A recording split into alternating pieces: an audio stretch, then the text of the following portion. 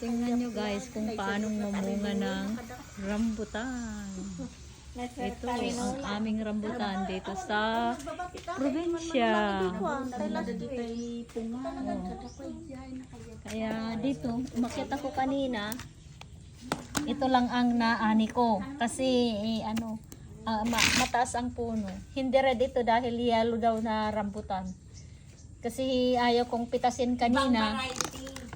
Pero yellow variety daw, hindi red. Kasi hinihintay ko na mag-red, hindi ko daw mahintay. So, ayun lang siya guys. Oh, dandanin ko na ito yun. Oh, tingnan. Dito kami. Pinukanda. Yan naman ang aking Pinukanda ka ng sarinya. panganay na kapatid. Galing siya sa Andorra. Ayun si Mami Yolanda. Ito si Mami Rose, galing din sa Andorra. Hello. Oh. So, yun lang guys.